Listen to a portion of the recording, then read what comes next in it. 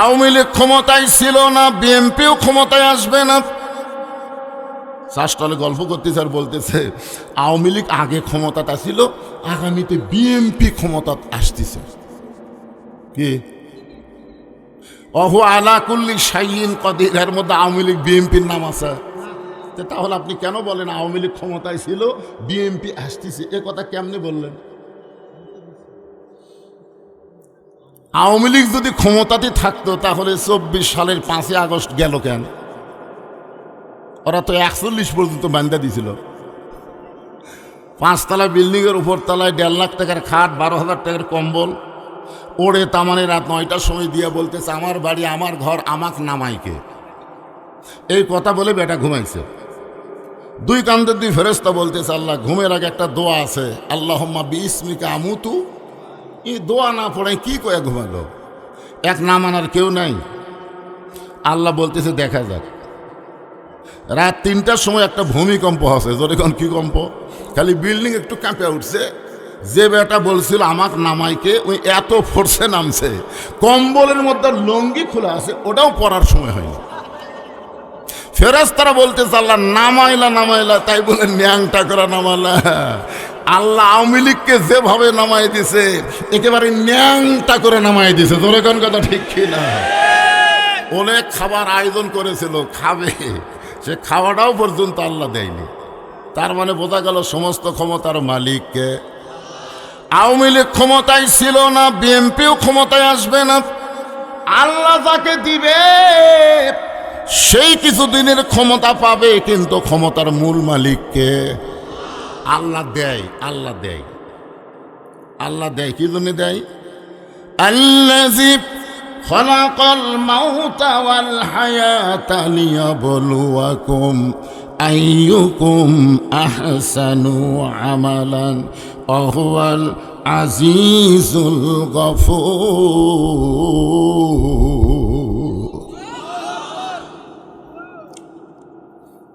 আমার শাহাবুদ্দিন ভাই কি বললেন যে আল্লাহওয়ালারা যখন ক্ষমতায় যাবে, আল্লাহ যখন কোনো মুসলমানকে ক্ষমতা দেবে, ক্ষমতা পাওয়ার পরে তার 1 নম্বর দায়িত্ব কি? আমাদের বাংলাদেশে আমরা বহু বক্তা নামাজের বহু ওয়াজ করছি, কিন্তু কাম হচ্ছে না। আপনার বলেন তো, একটা ইবাদত করলেই আল্লাহ সমস্ত খারাপি থেকে বাঁচাই দিবে, তার নাম কি? আল্লাহ কোরআনে বলেন ইন্নাস সালাতা তানহা আনিল ফাহশাই ওয়াল মুনকার।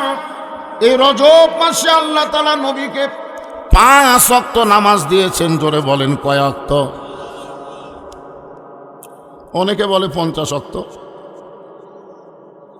নামাজ নিয়ে আসার সময় মুসা নবীর সাথে দেখা হলো। মুসা নবী বলল আপনার উম্মতেরা পারবি না, নামাজ কমালে আসেন।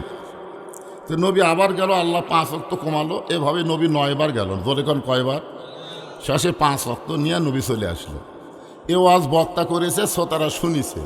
যাওয়ার সময় রাস্তার গল্প করতেছে, যদি মুসা নবীর সাথে দেখা না হতো তাহলে আমাকে কি হতো রে? আপনার বলেন তো, এই কথা বলাতে আমাকে নবীর দাম বাড়লো না কমলো? বাড়লো। রাসূল নিজেই বলেছেন ইন্নী বুইসতু মুআল্লিমান, আল্লাহ আমাকে শিক্ষক করে দুনিয়াতে প্রেরণ করেছে। কারো কাছ থেকে নবীর শিক্ষা নেওয়ার দরকার নাই। নবীর একমাত্র শিক্ষক হলেন আমার আল্লাহ। ধরে বলেন কি? যখন কোরআনের প্রথম আয়াত নাজিল হয়, 5টা আয়াত। জোরে কোন কয় আয়াত? এখানে ফেরেশতা জিবরাইল এসে নবীকে বললেন ইকরা, পড়ুন। আল্লাহ নবী বললেন পড়বো না। ফেরেশতা জিবরাইল বললেন পড়ুন, নবী বললেন পড়বো না। ফেরেশতা জিবরাইল আবার বললেন ইকরা, পড়ুন। আল্লাহ নবী এই জিবরাইল, খালি বারবার পড়বার বলো, আগে পড়ার সাইজ কি সেটা বলো তো। বহু পড়া পৃথিবীতে আছে, সব পড়া কি সাইজ হওয়ার পড়া? ফেরেশতা জিবরাইল বললেন বিইসমি রাব্বিকাল্লাযী খালাক, যে আল্লাহ আপনাকে সৃষ্টি করেছেন সে আল্লাহর নামে পড়েন। আল্লাহর নবী বললেন আমার কোনো আপত্তি নাই, যে পড়ার মধ্যে আল্লাহ আছে সেই পড়াটাই আমি শিখতে চাই। সাল্লাল্লাহু আলাইহি ওয়াসাল্লাম। আজকে আমাদের 90% মুসলমানের দেশে শিক্ষামন্ত্রী একদম বাগদম ঘোড়ারম সাজে ঢাকঢোল ঝাঁঝর বাজে, এই মিথ্যা শিক্ষার জন্য হাজার হাজার কোটি টাকা বাজেট করে, অথচ আল্লাহর কোরআনের শিক্ষার জন্যে আমাদের বাংলাদেশে তেমন কোনো তাকিদ নাই, উৎসাহ নাই। জোরে কোন কথা কন না কেন ভাইজান? বহুদিন আমরা বলেছি খায়রুকুম মান তাআল্লামাল কোরআন ওয়া আল্লামা, ওই ব্যক্তি হলো পৃথিবীর সবচেয়ে দামি সম্মানী যে আল্লাহর কোরআন শিখেছে এবং অপরকে কোরআনের শিক্ষা দেয়। আপনার বলেন তো এই 90% মুসলমানের দেশে হাদিসের গুরুত্ব আছে? একই ছেলের মাস্টার হলো 3টে।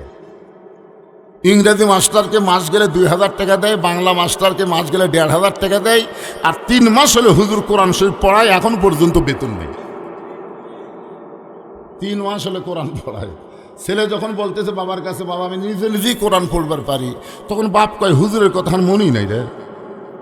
দেখছেন কোরআন শিক্ষার গুরুত্ব, দেখছেন? মনই নাই। 3 মাস পরে হুজুরের কাছে গিয়ে বলতেছে, হুজুর আপনি এত কষ্ট করে আমার ছেলেকে কোরআনের শিক্ষা দিয়েছেন, আমার ছেলে এখন নিজে নিজেই কোরআন পড়বার পারে। আমি শুনেছি হুজুর আল্লাহর কোরআন শিক্ষা দিয়ে হাদিয়া লওয়া জায়েজ নাই। দেখছেন, ওই শুনিছে, ফতুয়া মারল কার ওপর? ইংরেজি শিক্ষকের উপর ফতুয়া আছে, বাংলা শিক্ষকের ফতুয়া আছে, ফতুয়া হুজুরের উপর। হুজুর কি আল্লাহ নবী না খেয়ে পেটত বাতর বাঁধিয়েছে, আর আপনি গাড়ি নিয়ে আওয়াজ করেন? কি ফতুয়া রে!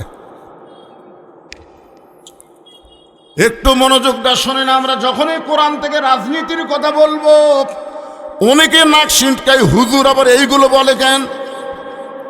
একটু মনোযোগ দিয়ে শুনতে হবে। লিয়াবলুয়াকুম আইয়ুকুম আহসানু আমালা, যত সুন্দর আমল আল্লাহ আমাদেরকে দিলেন তার মধ্যে 1 নম্বর নেক আমলের নাম হলো নামাজ। জোরে বলেন, নাম কি?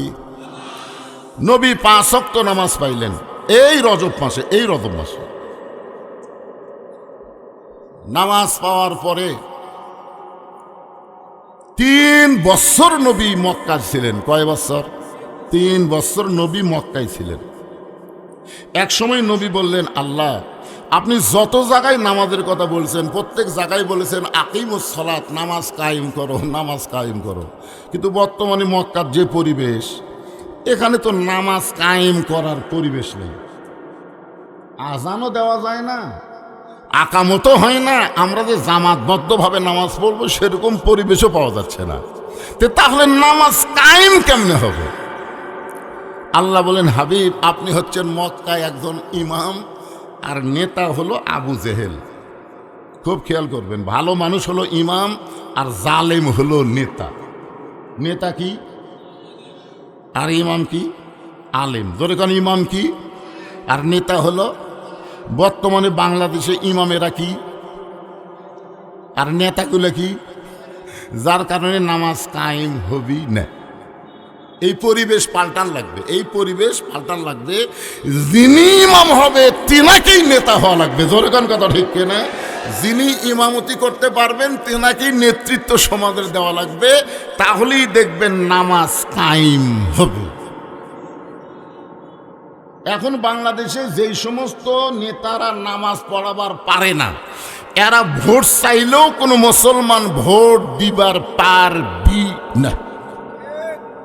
কেমনে? আমি কোরআন থেকে আয়াত তেলাওয়াত করতেছি, ইন্নাল্লাহা ইয়ামুরুকুম আন তুআদ্দুল আমানাতি ইলা আহলিহা ওয়া ইযা হাকামতুম বাইনান নাস আন তাহকুমু বিল আদল। আল্লাহু আকবার।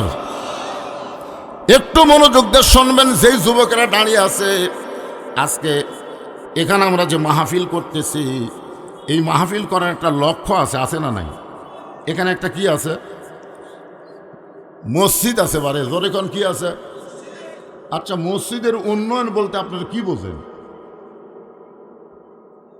না, মসজিদের উন্নয়ন বলতে মসজিদ 2 তলা করা, 3 তলা করা, বিদেশি টাইলস দিয়ে মসজিদ ঝাকঝিক করা, এটাই মসজিদের উন্নয়ন।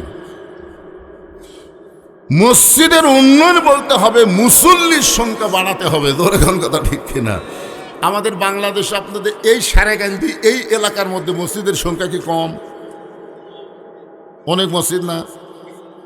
আমি এক ওয়াজে বলছি যে বাংলাদেশের মুসলমানের চাইতে মোনাফিকের সংখ্যা বেশি। তো সভাপতি সাহেব সেই গরম, হুজুর মুসলমানের চাইতে মোনাফিক কেমনে বেশি হলো? দলিল দেন। আমি সভাপতিকে বললাম, সভাপতি সাহেব আপনি বলেন তো আপনার মসজিদে জুমার দিনে কত মুসল্লি হয় জুমার নামাজে? তে করছে কমপক্ষে 200 হয়। তা আমি কইলাম ওই মসজিদে ফজরের মুসল্লি কত হয়? সভাপতি বলতেছে আমি তো জানি না, মানে ওই শালাও ফজর পড়ে না। তা আমি কইলাম সভাপতি সাহেব ফজরে কেমন মুসল্লি হয়? কয় আমি তো জানি না। তখন মুয়াজ্জিনকে ডাকতে বললাম, মুয়াজ্জিন সাহেব যে মসজিদে জুমার নামাজে 200 মুসল্লি হয় ওই মসজিদে ফজরের নামাজে মুসল্লি কত হয়?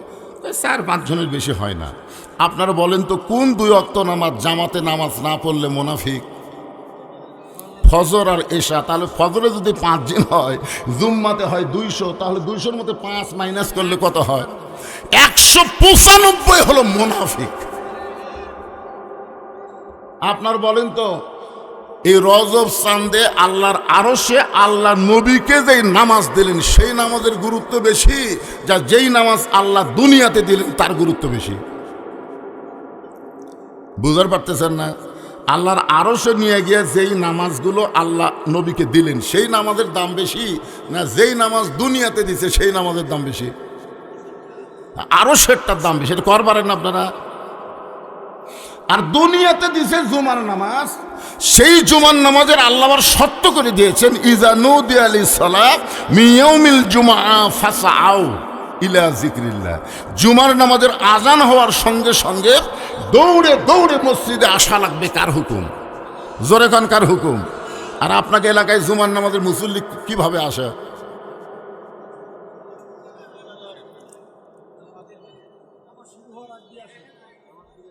তাহলে আশা লাগবে আজান দেওয়ার সাথে সাথে। আর আসতেছে ইমাম যখন খুতবা দেয় আর ইমাম সালাম ফিরালি ও আবার চলে যায়। আপনারা বলেন তো এটা কি নামাজ?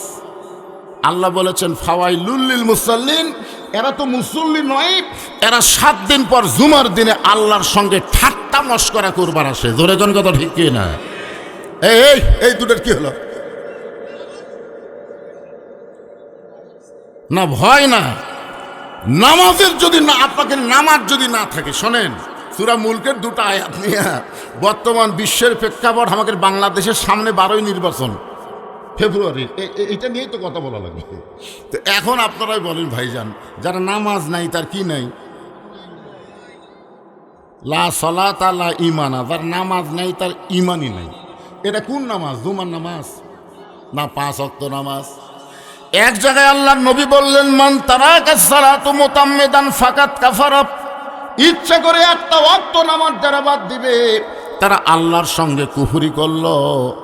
আল্লাহ রাসূল বলেছেন, বাইনাল আবদি ওয়াল কুফরি তরকুস সালাত, বান্দার কাফের মধ্যে পৃথক করার জিনিস তার নামই হলো নামাজ। যারা নামাজ পড়বে তারা হবে বান্দা, আর যারা নামাজ পড়বে না তারা হলো কাফের। আমি যেই বলবো বেনামাজি, আপনার বলবেন কাফের, বলতে পারবেন না? আপনার কি হাদিসের সাথে একমত না দ্বিমত? তাহলে বেনামাজি যারা বলতেছেন না মনে করবেন এরাই মাগরিব এসা পড়েনি। তাছাড়া বলে না কেন? আমি যেই বলবো বেনামাজি, আপনারা সেটা বলবেন কাফের। বেনামাজি আরো জোরে জোরসে বলুন। যদি তারা নিয়ত করে বেনামাজি যদি কাফের হয়, আমি নিয়ত করলাম ফজর থেকে আর নামাজ বাদ দেব না, আল্লাহ বলে যত নামাজ না পড়ার পাপ হয়েছে এই নিয়ত করার সাথে সাথে আমি মাফ করে দিয়ে দিলাম। আপনার বলেন তো আল্লাহ মাফ করবার পারে কি পারে না? একটু মনোযোগ দিয়ে শুনবেন। নামাজ কায়েম কখন হয়েছে? কোন সময় নামাজ কায়েম হলো? যে নামাজ সম্পর্কে একাধিকবার আল্লাহ কোরআনে বলেছেন আকিমুস সালাত, নামাজ কায়েম করো। এই নামাজ কায়েম কিন্তু মক্কায় হয় নাই, এই নামাজ কায়েম হয়েছে মদিনায়। কি অবস্থায় নামাজ কায়েম হলো সেই জিনিসটা আপনাদের সামনে তুলে ধরতেছি। তার আগের নামাজের কথা শোনেন। আমরা যারা পুরুষ মানুষ, এদের মধ্যে একজন আমাকে বলতেছে, হুজুর 5 ওয়াক্ত তো পড়ি না, আমি জুমার নামাজ পড়ি, আমি কি নামাজি না? আমি কি বেনামাজি? আমার এই নামাজের কারণে আল্লাহ কি কিছুই করবি না? ওই বেটা নাকি কোনো জায়গায় শুনেছে, আসলে কোরআনেও আল্লাহ বলেছে, লা তাকনাতু মির রাহমাতিল্লাহ ইন্নাল্লাহা ইয়াগফিরুয যুনুবা জামিআ ইন্নাহু হুয়াল গাফুরুর রহিম। সুবহানাল্লাহ বলেন। আল্লাহ বলেছেন আমার রহমত থেকে তোমরা নিরাশ হও না, আমার দয়া এত বেশি, আমার দয়ার কাছে তোমাদের পাপ কিছুই না। এই আয়াতের অনুসারে আল্লাহ যদি হাসরের ময়দানে বলে যারা 5 ওয়াক্ত নামাজ পড়ো নাই, শুধু জুম্মা পড়েছ, আমি আল্লাহ তাদেরকে জান্নাত দিয়ে দিলাম, যাও। দেখছেন সুবহানাল্লাহ কথা।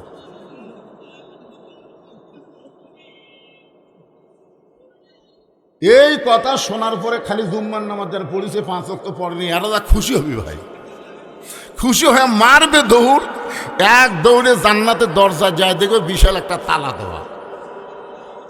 আল্লাহ আপনি আমাকে জান্নাত দিলেন, দরজার যে তালা, আল্লাহকে খুঁজে দেখ চাবি তোর কাছে আছে। ওরা তখন পকেট হাতে একটা চাবি পাবে, তালার মধ্যে ঢুকবি কিন্তু ঘুরবি না। জুম্মার নামাজেরা বলবে আল্লাহ চাবি পাইলাম, তালার মধ্যে ঢোকে কিন্তু ঘোরে না কেন? আল্লাহ তখন বলবে তালার মধ্যে 5টা দাগ আছে, তোদের চাবির মধ্যেও 5টা দাগ থাকা লাগবে, দাগে দাগে মিল হবে, কুট্টুস করে খুলে যাবে।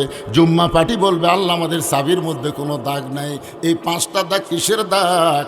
আল্লাহ বলবেন 5 ওয়াক্ত নামাজের দাগ। তখন আল্লাহ বলবে তোরা জান্নাত দেখে ফেরত আয়, কারণ চাবি খোলার মতন দাগই যদি না থাকে তাহলে তালা খুলবি না, তো ফেরত আয়। জুম্মা পার্টিরা যারা জুম্মা পড়তেছেন তারা জান্নাত শুধু দেখতে পারবেন, ভিতরে ঢুকতে পারবেন না। জান্নাতে ঢুকতে গেলে 5 ওয়াক্ত দরকার আছে না নাই? দরকার আছে না নাই? আজকের আলোচনার প্রথমেই আমি আপনাদেরকে সবক দিলাম, নামাজ না থাকলে কিছুই থাকবে না। নামাজ যদি থাকে ওই মানুষটার ঈমান এমন পরিপক্ক হয়ে যাবে, কারণ নামাজটা জান্নাতের জন্য নয়, নামাজ হলো কার জন্যে? ইন্না সলাতি ওয়া নুসুকি ওয়া মাহইয়ায়া ওয়া মামাতি লিল্লাহি রাব্বিল আলামিন। আল্লাহু আকবার। এখন আসেন, লিয়াবলুয়াকুম আইয়ুকুম আহসানু আমালা। আল্লাহকে সর্বশক্তিমান বিশ্বাস করে আল্লাহর পাঠানো সংবিধান নিয়ে যখন বাংলাদেশ পরিচালনা হবে, তখন এই বাংলাদেশটা কেমন হবে? দেখছি কোনোদিন? যখন দেখছি, তো আগামীতে যদি আমরা দেখতে চাই, অসুবিধা কোন জায়গায়? অসুবিধা আছে? তাহলে আমরা সবাই বলবো সব দেখা হলো শেষ, আগামীতে দেখবো আল্লাহর কোরআনের বাংলাদেশ। এখন আসেন, কোরআনের বাংলাদেশ দেখবেন, এই কোরআনটা আসলে কেমন এইটা আগে দেখা লাগবে। ধরে কোন ঠিক কিনা? আল্লাহর কোরআনটা কেমন বোঝানোর জন্য বলতেছি। এই বাংলাদেশের মতন 96টা দেশের খলিফার নাম হলো হযরত ওমর। এই বাংলাদেশের মতন 96টা দেশ একত্র করলে যত বড় একটা রাষ্ট্র হবে, সেই রাষ্ট্রের খলিফা হলেন হযরত ওমর। আল্লাহর কোরআনকে দেখার জন্যে, যেই কোরআন আপনারা শুনতে আইছেন, আর আমরা কোরআন শুনবো না, শুধু এখন থেকে কোরআন দেখার চেষ্টা করবো। ধরে কোন ঠিক কিনা? হযরত ওমর আল্লাহর কোরআনকে দেখার জন্যে ছদ্মবেশে মদিনার অলিগলি ঘুরতেছে। লিয়াবলুয়াকুম আইয়ুকুম আহসানু আমালা, সবচাইতে সুন্দর আমল দেখার জন্য মদিনার অলিগলি ঘুরতেছে। হঠাৎ হযরত ওমর দেখতে পায় 2 পাহাড়ের মাঝখানে একটা বিস্তীর্ণ মরুভূমি। ওই মরুভূমির মধ্যে একজন রাখাল উট আর দুম্বা চড়ায়। হযরত ওমর আল্লাহর কোরআনকে দেখার জন্য রাখালকে সালাম দিলেন, আসসালামু আলাইকুম রাখাল ভাই, আমার পেটে ক্ষুধা লাগছে, আমি উটের 1 পেয়ালা দুধ চাই। রাখাল মুচকি মুচকি হাসে। ওমর ফারুক বলে, রাখাল আমি তোমারে সালাম দিলাম, উটের দুধ চাইলাম, তুমি দুধ দিবা কি দিবা না এই কথা না বলে মুচকি মুচকি হাসো কেন? রাখাল বলে, পথিক তোমার সালামের উত্তর দিবার পারবো না, উটের দুধও তোমাকে আমি দিতে পারলাম না। ওমর ফারুক বললেন, আমার অপরাধ কি? রাখাল বলতেছে, আগে তোমার পরিচয় দাও। ওমর ফারুক চমকে উঠছে, কে রে? আমি হলাম অর্ধ পৃথিবীর খলিফা, আমি আল্লাহর কোরআন দেখার জন্য ছদ্মবেশ ধারণ করছি, এখন যদি আমার পরিচয় দেই তাহলে গুমর তো ফাঁস হয়ে যাবে। এই কথা যখন ওমর ফারুক চিন্তা করতেছে, এমন সময় আল্লাহর কোরআন ওমরের সামনে এসে বলতেছে, ওমর, রাখাল যখন তোমার পরিচয় চাইছে, তুমি আসল পরিচয় দাও। তোমার আসল পরিচয় তুমি ওমর না, তোমার আসল পরিচয় তুমি অর্ধ পৃথিবীর খলিফা না, তোমার আসল পরিচয় হলো মিল্লাতা আবিকুম ইব্রাহিম হুয়া সাম্মাকুমুল মুসলিমিন। তোমার আসল পরিচয় হলো তোমার জাতির পিতা ইব্রাহিম, যিনি তোমার নাম রেখেছে মুসলমান। তাহলে আমরা এখানে যত মানুষ বসে আছি, আওয়ামী লীগ, বিএনপি, জাতীয় পার্টি, জামাত, তাবলিগ না, এই মুহূর্তে আমাদের পরিচয় হলো আমরা মুসলমান। জোরে বলেন পরিচয় কি? আরো জোরে, জোরসে বলুন। এবারে আপনারা বিএনপি, আওয়ামী লীগ করতেছেন, এই মিছিল করার সময় মুখ সবার খুলতেছে না কেন? আমাদের জাতির পিতার নাম কি? যিনি হুয়া সাম্মাকুমুল মুসলিমিন, যিনি আমাদের নাম রাখলো মুসলমান। আর সেই মুসলমান বলতে কার কার আপত্তি আছে? আমি যেই বললাম আমাদের পরিচয় কি, সবাই বলবেন মুসলমান। আমাদের আসল পরিচয় কি? আসল পরিচয় বিএনপি, আসল পরিচয় আওয়ামী লীগ, আসল পরিচয় জাতীয় পার্টি, আসল পরিচয় জামাত ইসলাম। একটাও আসল পরিচয় না। আসল পরিচয় ওমর না, আসল পরিচয় অর্ধ পৃথিবীর খলিফা না, আসল পরিচয় হইল মুসলমান। ওমর ফারুক বললেন, রাখাল ভাই, আমার পরিচয় হলো আমি একজন মুসলমান। রাখাল বলতেছে আসল না নকল? যেই বলছে আসল না নকল, ওমর ফারুক চুপ করছে। এই পাগল, মুসলমান তো মুসলমানই, এর মধ্যে আসল নকল কি? রাখাল বলতেছে আসল মুসলমান যারা হবে তারা চাওয়ার ব্যাপারে সতর্ক থাকবে, দরকার হলে ফাঁসির মঞ্চে যাবে, কিন্তু রাষ্ট্রপতির কাছে বাঁচার দরখাস্ত লিখবে না। এরকম কিছু আসল মুসলমান বাংলাদেশে আমরা দেখিনি। এরকম দেখেন না? বারবার উকিল বলেছে, স্যার আপনি একটা দলের আমির, আপনি রাষ্ট্রপতির কাছে একটা বাঁচার দরখাস্ত লেখেন, রাষ্ট্রপতি দয়া করে যদি আপনাকে মাফ করে দেয়, আপনার ফাঁসি কার্যকর হবে না। মুচকি মুচকি হাসতেছে। উকিল বলে, হাসেন কেন? বলে, হাসার কারণ হলো তোমার কথা শুনে। আরে বাংলাদেশ হওয়ার পরেও 3টা রাষ্ট্রপতিকে আমি ক্ষমতার থাকা অবস্থায় মরা দেখছি রে। একটা হলো মুজিবুর রহমান, একটা জিয়াউর রহমান, একটা জিল্লুর রহমান, যারা নিজেরা ক্ষমতার থাকতে মরে যায়, তাদের কাছে জীবন ভিক্ষা কোনো ইমানদার চায় না। উকিল বলতেছে তাহলে আপনার ফাঁসি হবে। আসামি বলতেছে আমার ফাঁসি হতে পারে, কিন্তু আমার মৃত্যু হবে না। উকিল বলে, স্যার আপনাকে পাগল হয়ে গেছেন, আপনার ফাঁসি হবে কিন্তু আপনার মৃত্যু হবে না। এইটা কেমন কথা? সঙ্গে সঙ্গে আল্লাহর কোরআন থেকে মতিউর রহমান নিজামী বললেন, ওয়ালা তাকুলু লিমান ইউকতালু ফি সাবিলিল্লাহি আমওয়াতুন বাল আহইয়াউ ওয়ালাকিন লা তাশউরুন। আল্লাহ রাস্তায় তাদেরকে হত্যা করা হয় অন্যায়ভাবে, তোমরা তাদেরকে মৃত্যু বলো না, আমি আল্লাহ বলতেছি তারা জীবিত। আপনারা কি আল্লাহর সাথে একমত না দ্বিমত? যাদেরকে অন্যায়ভাবে হত্যা করা হয় তারা মরে গেছে। আপনারা বলেন তো, ওসমান হাদি কি মরিছে? আমার গ্রামে ওসমান হাদি দুনিয়ার থেকে বিদায় নেওয়ার পরে আমার গ্রামে, যে গ্রামে আমার জন্ম, এই গ্রামে 2টা ছেলে আছে। 2 ছেলের নামই হচ্ছে ওসমান হাদি, 2টার নামে। আমি 2 জনকে একবার দেখবার গেলাম, কিছু টাকা নিয়ে হাদিয়া নিয়ে। এই বললাম, কে রে ভাই, কোনটা আগে হচ্ছে? এটা আগে হচ্ছে। এর নাম ওসমান হাদি হচ্ছে, পরে তুই ছুচি কর। হুজুর এই মুহূর্তে ওসমান হাদি ছাড়া নামই পছন্দ হচ্ছে না।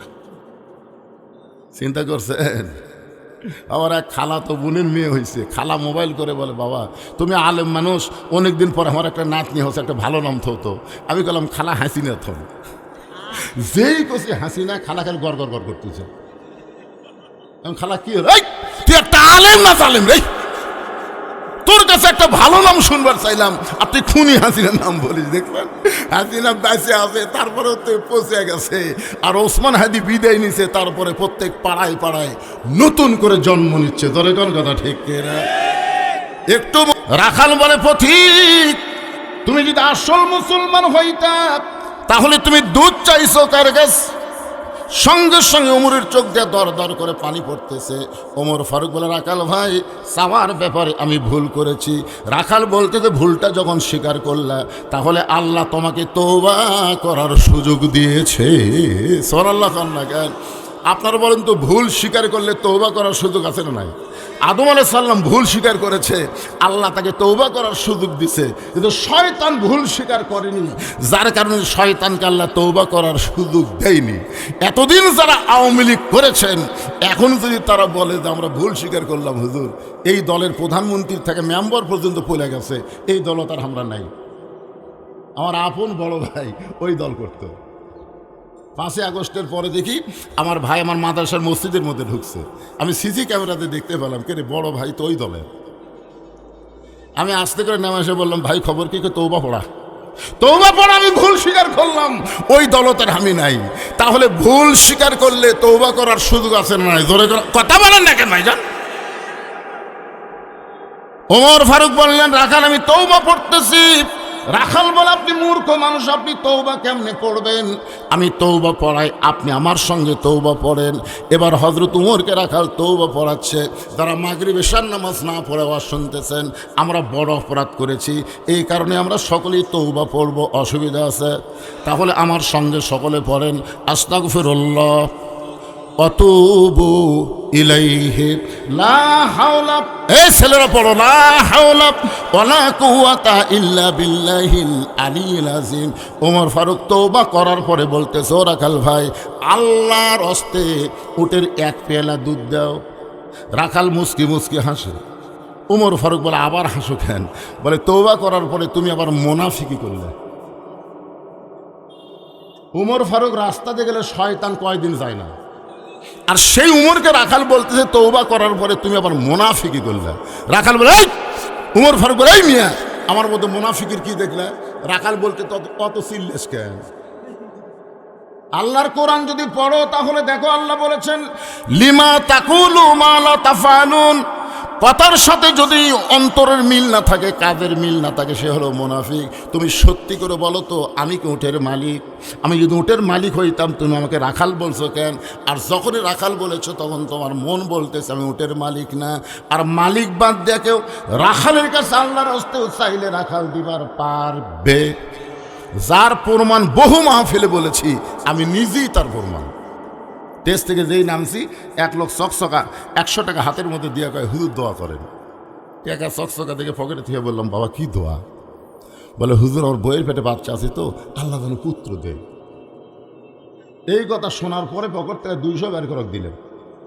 বলে, হুজুর আমি তো টাকা চাইনি, দোয়া। আমি বললাম, পাগলা, আমি 3 মেয়ের বাপ, আমার দোয়া দিয়ে যদি পুত্র সন্তান হতো, তাহলে আল্লাহ আমাকে একটা আগে দিত। তো আমার দোয়াতে যদি আমার বইয়ের সন্তান পুত্র না হয়, তোর বইয়ের হবে? তখন বলে, হুজুর আপনি টাকা আপনি নেন, আমাকে দেন। ওরে যেই টাকা দিছি মারতেছি, দৌড়ান, কোথায় যাবি? বলে, ওই হুজুরের কাছে যাব, যেই হুজুরের বেটা চাওয়ালা। আমি কইলাম, পাগল, কোনো হুজুর না, কোনো পীর না, কোনো বাবা না। পাবার যদি চাও, তাহলে মালিকের কাছে চাও, দেওয়ার মালিককে। রাখাল বলে, পথিক, সত্যি যদি আল্লাহর হস্তে উটের এক পেয়ালা দুধ চাও, তাহলে এখান থেকে মালিকের বাড়ি হলো 10 মাইল দূরে। ওই মালিকের বাড়ির দরজাত গিয়ে বলো, মালিক, তোমার রাখাল উট আর দুম্বা চড়ায়, তুমি মালিক যদি হুকুম দাও, তাহলে রাখাল আল্লাহর হস্তে উটের এক পেয়ালা দুধ দিবে। ওমর ফারুক বলতেছে, রাখাল ভাই, এত কষ্ট করে মালিকের বাড়ি যাওয়ার দরকার নাই, বরং তোমাকে 2টা টাকা দিলাম, এই 2টা টাকার বিনিময়ে তুমি উটের এক পেয়ালা দুধ দাও। রাখাল বলে, ফতিক রে, তুমি কি হযরত ওমরকে চেনো? সুবহানাল্লাহ খান। রাখাল হযরত ওমরকে বলতেছে, পথিক, তুমি কি হযরত ওমরকে চেনো? যদি হযরত ওমরকে চিন্তা, তাহলে এরকম বেসাইদা প্রস্তাব তুমি দিবার পারতা না। ওমরের গুপ্ত বাহিনী যদি দূর থেকে দেখ পারবাই, তুমি আমাকে 2 টাকা ঘুষ দিছ, আর মালিক বাদ দিয়ে তোমাকে উটের এক পেয়ালা দুধ দিলাম, তাহলে তোমাকেও ধরবে, আমাকেও ধরবে। এই বুড়া বয়সে তুমি ধরা ফেলবার চাও? ওমর ফারুক বলেন, রাখাল ভাই, তাহলে চলো পাহাড়ের গুহার মধ্যে যাই, ওই গুহার মধ্যে গিয়ে তোমাকে গোপনে 2 টাকা দিব, তুমি গোপনে উটের এক পেয়ালা দুধ দিবা, তাহলে উমরের গুপ্ত বাহিনীও দেখতে পাবে না, তোমার মালিকও জানতে পারবে না। রাখাল চিল্লায় বলে, তুমি ভণ্ড, তুমি ভণ্ড, তুমি ভণ্ড। ওমর ফারুক বলে, রাখাল আমার মধ্যে ভণ্ডামির কি দেখলে? রাখাল বলে, পথিক, যখন দুনিয়ার কেউ দেখতে পায় না, উমরের গুপ্ত বাহিনীও জানতে পারে না, তখন রাখালের আল্লাহ দেখতে পায়। ওমর ফারুক এক দৌড় পাহাড়ের পাদদেশে গিয়ে 2 রাকাত নামাজ পড়ে বলতেছে, আল্লাহ, তোমার কোরআন এত সুন্দর, তোমার কোরআন যখন দুনিয়াতে চালু থাকে তখন একজন মুমিন মাত্রই বিশ্বাস করবে, কেউ না দেখলো আল্লাহ দেখতেছে। জোরে কোন কথা ঠিক কি না? পুলিশ লাগে না, র্যাব লাগে না ভাই, কেউ না দেখে কে দেখে? আল্লাহ, তোমার কোরআন এত সুন্দর, আমি এতক্ষণ পর্যন্ত রাখাল দেখি নাই, আল্লাহ রাখালের মধ্যে তোমার কোটা কোরআন দেখতে পাই। এই বলে হযরত ওমর শুকরিয়া তান যখন আল্লাহর কাছে কাঁদতেছে। কার কাছে? এটা কিসের কান্না? খুশির কান্না। আল্লাহর কোরআন দেখেছে, রাখাল দেখে নাই, রাখালের ভিতর আল্লাহর কোরআন দেখে খুশি হয়ে যখন কাঁদতেছে, এমন সময় রাখাল পিছনে এসে বলে, যতই কান্দো উটের দুধ তোমাকে দিবার পারলাম না। ওমর ফারুক বলে, রাখাল ভাই, উটের দুধের কোনো দরকার নাই, আমি শুধু তোমার কাছে জানতে চাই, না দেখা আল্লাহকে কলিজার মধ্যে জায়গা দিয়ে আল্লাহর কোরআন অনুযায়ী চলতেছো, এর বিনিময়ে তোমার চাহিদা কি? আপনারা বলেন তো, আল্লামা সাইদি হুজুর 50 বছর কোরআনের হক তাফসির করলো, 13 বছর অন্যায়ভাবে তাকে জেলখানায় বন্দি করলো, এরপরে জেলখানা থেকে হাসপাতাল নিয়ে গিয়ে তাকে হত্যা করলো। আল্লামা সাইদি হুজুরের চাহিদা কি? কথা কয় না। একটা চাহিদা, আপনাদের একটা চাহিদা আছে না নাই? আর আপনাদের বাড়ি ঘর আছে না নাই? আপনাদের ল্যাব তোষক আছে না নাই? তাহলে শীতের মধ্যে ল্যাব তোষক বাদ দেন, বাড়ি ঘর বাদ দেন, এই খেয়ের মধ্যে বসে কোরআনের সূরা মুলকের তাফসীর শুনতেছেন, আপনাদের চাহিদা কি? ওমর ফারুক রাখালকে বলতেছে, রাখাল, তুমি না তাকে আল্লাহকে কলিজার মধ্যে জায়গা দিয়ে আল্লাহর কোরআন অনুযায়ী চলতেছো, তোমার চাহিদা কি? তোমার তো ভালো চাকরি নাই, তোমার তো ভালো বাড়িও নাই, তোমার তো ভালো খাওয়া দাওয়া হয় না, এরপরও আল্লাহর কোরআন অনুযায়ী চলতেছ, তোমার চাহিদা কি? সঙ্গে সঙ্গে রাখাল বলে, পথিক, আমার চাহিদার কথা যখন শুনতে চাও, আমার চাহিদা হলো, সকলে আমার সঙ্গে পড়েন, রব্বানা আতিনা ফিদ দুনিয়া হাসানাতাও ওয়া ফিল আখিরাতি হাসানা ওয়া কিনা আযাবান নার। ওমর ফারুক বলে, রাখাল ভাই, মূর্খ মানুষ রে, আমি তোমার চাহিদার কথা শুনবার চাইলাম আর তুমি আল্লাহর কোরআন তেলাওয়াত করলে। রাখাল বলতেছে, তুমি আসলেই মূর্খ। এই আয়াতের মধ্যে 2টা চাহিদার কথা বলছি, পাগল। 1 নম্বর চাহিদা হলো রব্বানা আতিনা ফিদ দুনিয়া হাসানা, আল্লাহর কাছে আমার দুনিয়ার চাহিদা হলো মহামানব হযরত উমরকে আমি এক নজর দেখতে চাই। আর আমার 2 নম্বর চাহিদা হলো, আমি রাখাল যখন মরে যাব তখন আল্লাহ অধম রাখালকে যেন জান্নাত দেয়। তাহলে দুনিয়ার চাহিদা কি? হযরত উমরকে এক নজর দেখতে চায়। এখন আপনার বলেন তো, ভালো নেতা দেখার চাহিদা করা দরকার আছে না নাই? আপনার ভালো নেতা বলতে কাকে বোঝেন? যেই নেতারা দুনিয়ার আইন দিয়ে রাষ্ট্র চালাবে সেই নেতা দেখবেন, যেই নেতারা আল্লাহর কোরআন দিয়ে রাষ্ট্র চালানোর কমিটেড, আপনারা কোন নেতারা দেখবেন? একটু একটু বুঝাশোনা কর। রাখাল কি বলতেছে? আমার দুনিয়ার চাহিদা হলো মহামানব হযরত ওমরকে আমি এক নজর দেখতে চাই, যে ওমর আল্লাহর কোরআন দিয়ে রাষ্ট্র চালানোর কারণে না দেখা আল্লাহকে কলিজার মধ্যে জায়গা দিয়ে আমি আল্লাহর কোরআন অনুযায়ী চলতে পারি, সেই হযরত ওমরকে আমি এক নজর দেখতে চাই।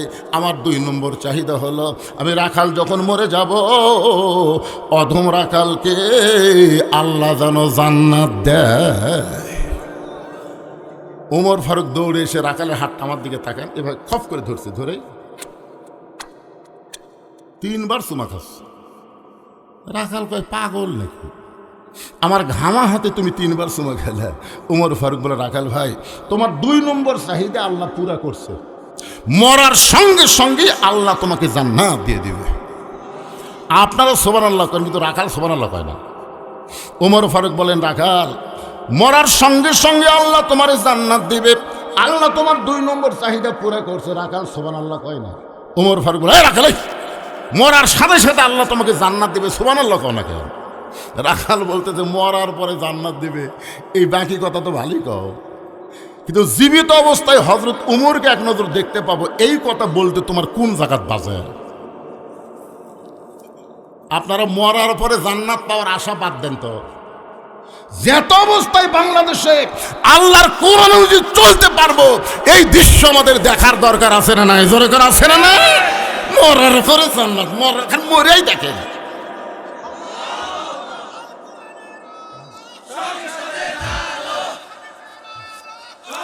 লিল্লাহে তাকবীর।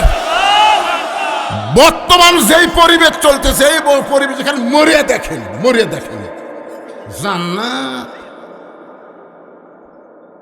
রাখাল বলতেছে মরার পরে জান্নাত পাবো, এই বাকি কথা ভালোই বলতেছো, কিন্তু হযরত ওমরকে এক নজর দেখতে পাবো, এই কথা বলতে তোমার কোন জায়গাত বাজে? ওমরের চোখটা দর দর করে পানি পড়তেছে। যে রাখাল আমাকে তওবা পড়াইছে, যে রাখাল আমাকে মুনাফিক কইছে, যে রাখাল আমাকে ভণ্ড কইছে, এখন যদি বলি আমি ওমর, বলাও সারা, রাখাল হাত ফিল করে মরাও সারা। আপনারা বলেন তো, হযরত ওমর রাসূল বলেছেন আমার সাহাবীদের মধ্যে সবচাইতে গরমের নাম কি? সবচাইতে নরম হলো আবু বকর, সবচাইতে ধনী হলো ওসমান, সবচাইতে জ্ঞানী হলো আলী। ওমর ফারুক চিন্তায় পড়ে গেলেন। এমন সময় আল্লাহর কোরআন ওমরের সামনে এসে বলতেছে, উদউ ইলা সাবিলি রাব্বিকা বিল হিকমাহ। ওমর, তুমি যে ওমর এই কথা যদি সরাসরি বলবার না পারো তাহলে হিকমত করে বলো। ওমর ফারুক বলে, রাখাল ভাই, সত্যি যদি ওমরকে দেখতে চাও তাহলে তোমাকে ফজরের নামাজ সামনে কাতারে আদায় করা লাগবে। ফজর যদি সামনে কাতারে আদায় করতে পারো, মেহরাবের মধ্যে তাকায় দেখবা যেই মানুষটা ইমামতি করতেছে ওই মানুষটি হলেন হযরত ওমর। আপনারা বলেন তো, আপনাদের সারাগান্ধী সোনাতলার মধ্যে কোন নেতা খুতবা দিবার পারবে? নাম কওয়া লাগবে না রে, অনেক সময় হেকমতের মাঠ দেওয়া লাগবে। কোন কথা ঠিক না? কোন নেতা সামনে গিয়ে নামাজ পড়াবার পারবে? কি বলতেছে রাখাল, সত্যিই যদি ওমরকে দেখবার চাও তাহলে ফজরের নামাজ সামনে কাতার গিয়ে পড়বে, মেহরাবের দিকে লক্ষ্য করে দেখবা যেই মানুষটা ইমামতি করতেছে ওই মানুষটি হলো হযরত ওমর। তার মানে বোঝা গেল আল্লাহর কোরআনটা যখন বাংলাদেশ চলবে, তিনি নেতা হওয়ার পারবেন না, তিনি ইমামতি করতে পারবেন, তাকেই নেতৃত্ব দেওয়া হবে। রাখাল ছোট বাচ্চার মতন কান্দে। এতক্ষণ রাখাল কিন্তু হাসিছে, এবার রাখাল কাঁদতেছে। ওমর ফারুক বলে, রাখাল কান্দো কেন? বলে, কান্দার কারণ হলো আমি বারান্দাত নামাজ পড়ি, আমি মসজিদের ভিতরে ঢোকার সাহস কোনোদিনও পাই না, কারণ মসজিদের মধ্যে নবীর দামি দামি সাহাবী, সে দামি দামি সাহাবের মধ্যে আমি রাখাল কেমনে যাই? ওমর ফারুক বললেন, তুমি কম দামি আর ভিতরে দামি, এই কথা তোমাকে বুঝালো কে? আল্লাহর আইন হচ্ছে ইন্না আকরামাকুম ইনদাল্লাহি আতকাকুম। ওই ব্যক্তি সবচাইতে দামি হয় যার কলিজার মধ্যে আল্লাহর বেশি ভয়। আপনারা মনে করতেছেন হুজুর সিয়ারত বসবাস করতেছে, হুজুর বেশি দামি, আর আপনারা খেরত বসবাস শুনতেছেন আপনারা কম দামি। হয়তো দেখা যাবে হাসরের ময়দানে আমার মতন বহু বক্তাকে আল্লাহ তক্তা বানায় জাহান্নাম দেবে, আর আপনার মতন বহু শ্রোতাকে আল্লাহ বিনা হিসাবে জান্নাত দিয়ে দেবে। এখানে কে কম দামি কে বেশি দামি এটা নিরূপণ হবে কি দিয়া? সম্পদ দিয়া, চেহারা দিয়া, টাকা দিয়া, পদবি দিয়া না। আল্লাহ বলেছেন ইন্না আকরামাকুম ইনদাল্লাহি আতকাকুম। ওমর ফারুক বলে, রাখাল সত্যি যদি ওমরকে দেখতে চাও তাহলে ফজরের নামাজ তোমাকে সামনে পড়া লাগবে, এখন কি বলবা কও? রাখাল বলতেছে, ভাইজান আজকে তাহলে এশার নামাজ পড়ার পরে আমি আর বাড়ি যাচ্ছি না। ওমর ফারুক বললেন, এশা পড়ে বাড়ি যাবে না কেন? রাখাল বলে, এশা পড়ে যদি বাড়ি যাই ফজর সামনে পাওয়া যাবি? ওমর ফারুক বলে, রাখাল তুমি বলো তো, 5 ওয়াক্ত নামাজের মধ্যে 3 ওয়াক্ত নামাজ তাড়াতাড়ি, কয় ওয়াক্ত? আসর, মাগরিব, এশা, একটার পরে আর একটা। কিন্তু এশা থেকে ফজর, ফজর থেকে জোহর, এই 2 ওয়াক্ত লম্বা কেন? রাখাল বলতেছে, আমি তো জানি না ভাই রে। ওমর ফারুক বললেন, তাহলে শোনো, ফজর থেকে জোহর আল্লাহ লম্বা, এই ছেলেবেলা তাকাও, এগুলো শেখা লাগবে তো। ফজর থেকে জোহর আল্লাহ লম্বা সময় দিছে। এই লম্বা সময় দেওয়ার কারণ হলো চাকরি বাকরি করবে, ব্যবসা বাণিজ্য করবে, খেতে খামারে কাজকাম করবে, এইগুলো করতে গিয়ে দেহের যে ক্ষয় হবে। এশা থেকে ফজর আল্লাহ লম্বা সময় দিছে, ওই সময়ের মধ্যে ঘুম পারলে আল্লাহ তাআলা ঘুমের মাধ্যমে ওই ক্ষয়গুলো পুরা করে দিবে। তাহলে এশা থেকে ফজর যদি তুমি সামনে কাতারে ধরবার চাও, তোমার চোখের যদি ঘুম ধরে, রাখাল বলতে ঘুম যদি ধরে মসজিদের মধ্যে ঘুমাইয়া যাব। যেই বলছে মসজিদের মধ্যে ঘুমাবে, ওমর ফারুকের চেহারা রক্তের মতো লাল হয়ে গেছে। এই রাখাল, এই মসজিদের মধ্যে ঘুম পাড়ার দলিল দে, দলিল দে। ঘুম পড়া তো দূরের কথা, ওরা সবাই চলে গেছে। এরা তিনজন চার ফ্যানটা গল্প করতেছে, 1-8 ঘন্টা হয় গল্প ছাড়ে না। ফেরেশতারা বলতেছে আল্লাহ সবাই চলে গেল, এরা তিনজন গল্প করতে গিয়ে যে মাথার উপর ফ্যান ঘুরতেছে, এতে রেজাল্ট কি? আল্লাহ বলতেছে গল্প করতে গিয়ে মাথার উপর যে ফ্যান ঘুরিছে, এই কারেন্টের বিল এই তিনজন আলাদাভাবে না দেওয়া পর্যন্ত জান্নাত যাওয়ার পারবে না। কারণ মসজিদ আর বাপের ঘর না, যে ইচ্ছা মতো ফ্যান ঘুরাবে। কথা কন না কেন, কথা কন না কেন? ছোটবেলাতে আমরা শুনেছি মসজিদে কাঁচা পেঁয়াজ কাঁচা রসুন খাই কেউ ঢুকলে মুরব্বীরা কোনার ঘুরতে মারত। তোর মুখে পেঁয়াজ পেঁয়াজ গন্ধায়, রসুন রসুন গন্ধায়, তুই জানিস না দুর্গন্ধ ফেরেশতা সহ্য করতে পারে না। আর এখন সেই মসজিদের মধ্যে পেঁয়াজ কাটা মুড়ি মাখতেছে। কি মসজিদ তোর বাপের রান্না খাওয়া? কথা কন না কেন? মসজিদের গুরুত্ব আছে না? দরকার আছে না? আমরা একটু মসজিদের মধ্যে হক কথা বলতেই 2-1 হুজুর কি মসজিদের মধ্যে কোরআনের হক কথা বললে তোমরা আবল তাবল বলো, যেইগুলো মসজিদে করা যাবে না সেইগুলো করতেছে। কথা কন না কেন ভাইজান? ওমর ফারুক বললেন রাখাল আজানের গুরুত্ব দিও। 5 ওয়াক্ত নামাজের মধ্যে সবচাইতে গুরুত্বপূর্ণ নামাজের আজান হলো ফজরের আজান। জোরে বলেন কোন আজান? আচ্ছা যুবকেরা, ফজরের আজানে কিন্তু একই শব্দ 2 বার বেশি কয়, যেটা অন্য আজানে কয় না। সেই শব্দ কি বাবা? তোমরা শুনবার পাও? এই আসসালাতু খায়রুম মিনান নাম শোনার পরে যাই ঘুম পাড়ে, তার খবর কি? একটু মনোযোগ দিয়ে শোনো। আগে আসলে 3.5 হাত, বুঝলেন? যে আজান শুরু হয়ে গেছে ওই 2.5 হাত ল্যাপ আসিল, মাথার উপর তুলে দিয়েছে, পাও বার হচ্ছে, পাওটানা বুকের মধ্যে হচ্ছে। বেড়া থেকে মনে করবেন চাউলের বস্তা ঢাকা আছে, এর আগা নাই পাও নাই, গেল গুটিরা। আস্তে আস্তে ভিতরে ঢুকে গেলে ল্যাপ টানতে দেখেন ল্যাপের ভিতরে ওর সাইজ আর সকালবেলা সাইড টিপে কুত্তার সাইজ একই সাইজ। আমি যে বলব ফজর নামাজ বাদ দিয়ে ঘুম পাড়ে যারা, আপনার সকলে বলবেন কুত্তার আমল করে তারা। ফজরের নামাজ বাদ দিয়ে ঘুম পাড়ে যারা, এবার এই মুরব্বী কে উঠলো রে, কি একটা ডিস্টার্ব রে বা না, সমস্যা তো হবেই। এরকম মুরব্বী মানুষ আপনারা মাঝখানে করছেন কেন? আজকে আমি কোনো বুড়া মানুষকে ওয়াজ শোনার জন্যে আমি কাহালুর থেকে এখানে আসিনি তো। কারণ বুড়া মানুষ রিটায়ার হয়ে গেছে। রিটায়ার বোঝেন? বস থাকে বেতন পাবি, বস থাকে বেতন পাবি। কারণ আল্লাহর সামনে যখন আমি দাঁড়াবো, আমার কথা বলতেছি, আল্লাহ আমাকে কি বলবে? এ বলবে এই তোর শৈশবকালের তোর বুড়াকালের কোনো হিসাব আমি চাই না রে, কারণ যৌবনের হিসাব দেওয়া জান্নাত যা। আমার যৌবনের খবর কি আমি জানি না? বুড়াকালের হিসাব আল্লাহ নিবি, কারণ চামড়া ঢিল আল্লাহর সাথে দিছে মিল। আরে যখন যৌবন বয়স, নামাজের বয়স, তখন মসজিদে যায়নি। বুড়া বয়সে আল্লাহর ভয়ে সিয়াল লেগেছে। শালার ঠিক মতো খাড়া হওয়ার পারে না, রুকু সেজদা করার পারে না, সিয়াল নিয়ে যে আমাকে 27 গুণ সওয়াব নষ্ট করছে।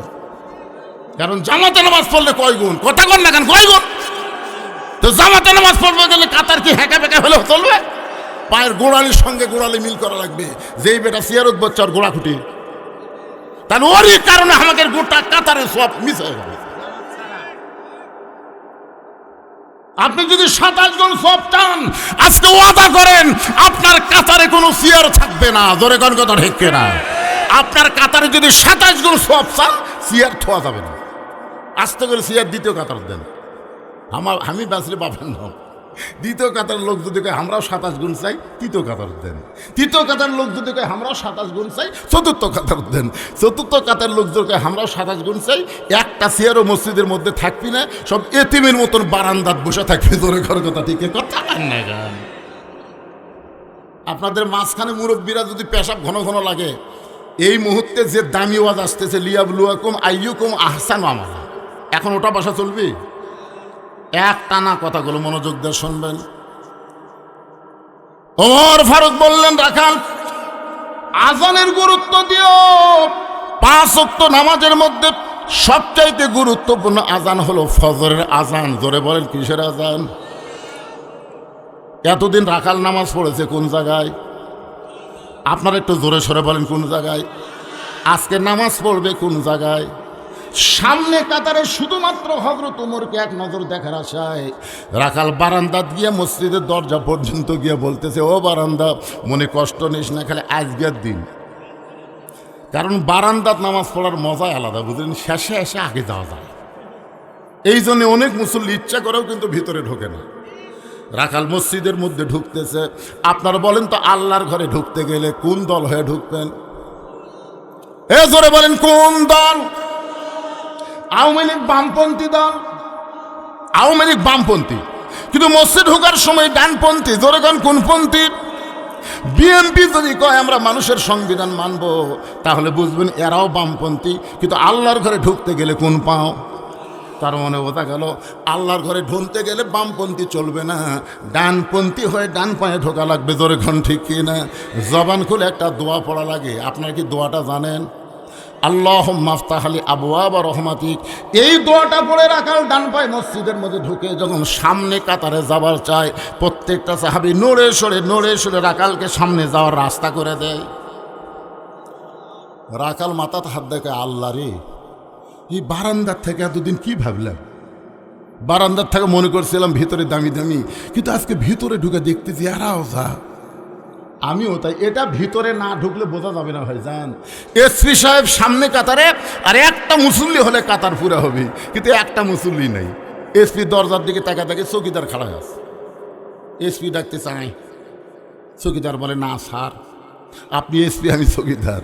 এসপি বলতেছে, ওটা বেড়ার কথা পাগলা, আমি এসপি, তুই চৌকিদার, ওটা হলো বেড়ার কথা, ভেতরের কথা তুইও যা, আমিও তাই, আয়।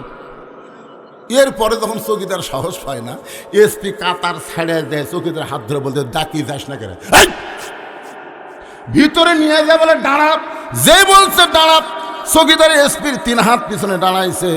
এসপি বলতেছে, আমার পায়ের গোড়ালির সঙ্গে গোড়ালি মিল করে দাঁড়া। চৌকিদার বলে, স্যার আপনি এসপি, আমি চৌকিদার। এসপি বলতেছে, বাহিরের কথা, ভিতরে আমরা 2 ভাই, কাদের সঙ্গে কাঁধ মিলাই আমরা কাতার সোজা করতে চাই।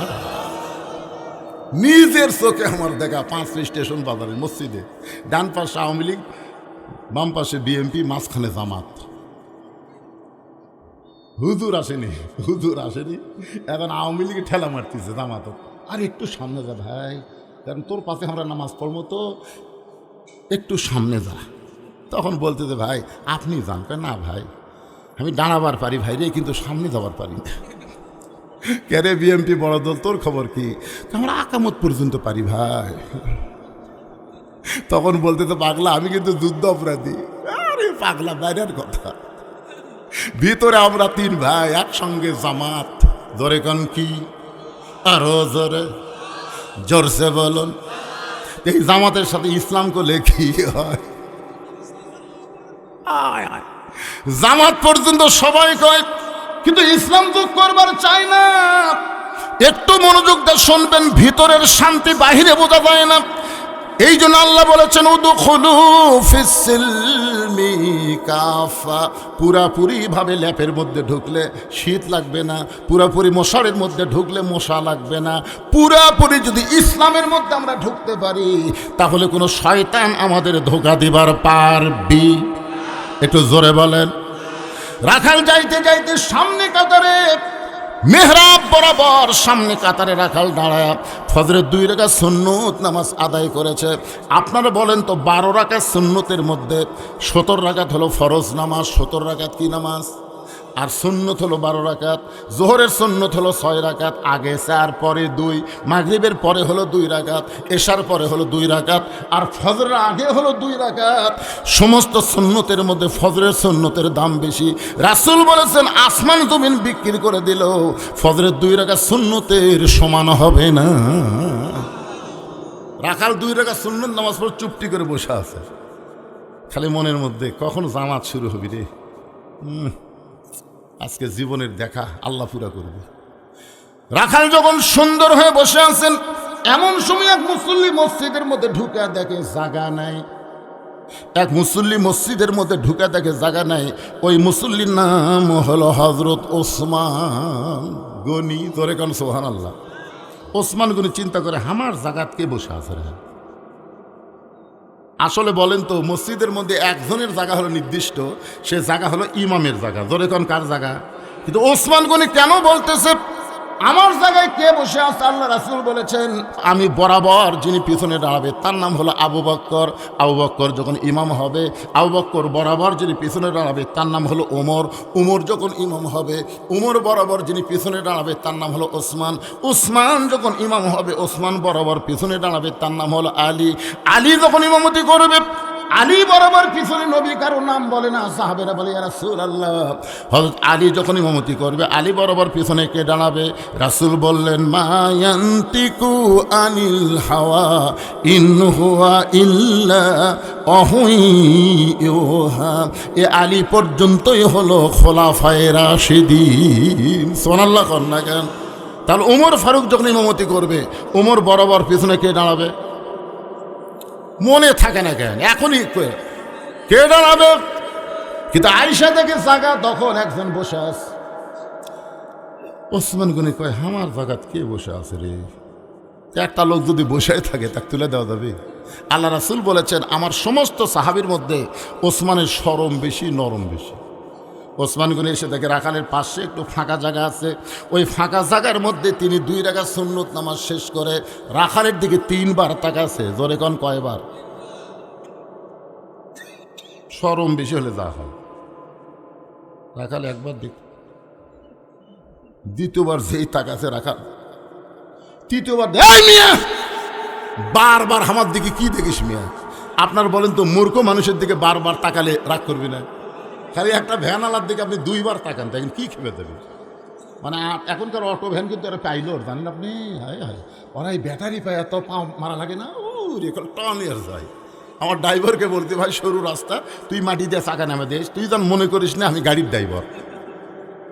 অটো ভ্যান দেখলে মনে করো পাইলট আসতেছে, তুই চাকা নেমে দিস। চাকা নেমে দিছে, তাও এক অটো ভ্যান আছে আমার গাড়ির সাথে হুক বেঁধে দিচ্ছে। তা আমি খালি জানলা একটু নেমে দেখে তাকাছি, হুজুর কি কিছুই কইনি, খালি তাকাছি। ওই রং আবার পুনরায় করবে গেলে আমার 10-12 হাজার টাকা খরচ হবে, খালি ওর দিকে তাকাছি তাই গরম। কি হুজুর গাড়ি নিয়ে ঘুরতেছেন, মশান মারতেছেন, আমার দিকে আপনারা সারা রাত তাকায় থাকেন, আমি কিন্তু বিরক্ত হব না। আর একটা মূর্খ মানুষের দিকে বারবার তাকালে রাগ করবে। রাখালের দিকে ওসমান গনি কয়বার তাকাছে? সঙ্গে সঙ্গে রাখাল বলে এই মিয়া বারবার আমার দিকে তাকাও কেন মিয়া? ওসমান গনি ভয়ে দাঁড়িয়ে গিয়ে বলতেছে ভাইজান আমি কোনোদিন আপনাকে সামনে কাতারে দেখি নাই, আজকে প্রথম দেখেছি বলে ভালোভাবে দেখার জন্য 3 বার দেখেছি। ভাই আপনার পরিচয় কি? বলে আমার পরিচয় হলো আমি একজন রাখাল। যেই কইছে রাখাল, ওসমান গনি মুচকি মুচকি হাসতেছে। মুচকি মুচকি হাসার কারণ হলো রাখাল যারা হবে এদের ভাষা নরম হলে হবে না, এদের ভাষা একটু গরম হওয়া লাগবে। প্রত্যেকটা অভিভাবককে আল্লাহ তাআলা রাখালের দায়িত্ব দিয়ে দুনিয়াতে প্রেরণ করেছে। জোরে কান সুবহানাল্লাহ। প্রত্যেকটা অভিভাবক। এখন হয়তো আপনারা বলবেন হুজুর আমাদের তো গরু ছাগল নেই, আমরা কার রাখালি করব? আপনি চোখ বন্ধ করে দেখেন আছে, চোখ বন্ধ করে দেখেন 42 বছরের একটা গাভী আছে, চোখ বন্ধ করে দেখেন 22 বছরের একটা আঁড়িয়া আছে, 17 বছরের একটা বকনা আছে। আপনার বলতেছেন হুজুর এটা কি বুঝাচ্ছেন? এটা আমি রূপ করতে বলতেছি। 42 বছরের গাভী মানে আপনার বউ, আইডিয়া মানে আপনার বেটা, বকনা মানে আপনার মেয়ে। আপনি বলেন তো এই 3টার উপর আপনার রাখালি করার দায়িত্ব আছে না নাই? এই কথা কোন আছে না নাই? আল্লাহ বললেন কু আনফুসাকুম আহলিকুম নার, জাহান্নামের আগুন থেকে বাঁচতে গেলে তুমি একলা বাঁচতে হবে না, তোমার আহাল পরিবার নিয়ে বাঁচতে হবে। তাহলে এখন চিন্তা করেন আপনার বউ কি করে, আপনি কি করেন? আপনি সামনে কাতারে গিয়ে নামাজ পড়তেছেন, মাশাআল্লাহ, আপনার মতন ভালো মুসল্লি তো গ্রামে একটাও নাই। কিন্তু এশার নামাজ পড়ে বাড়ির পাঁদের দেখেন তো কি অবস্থা।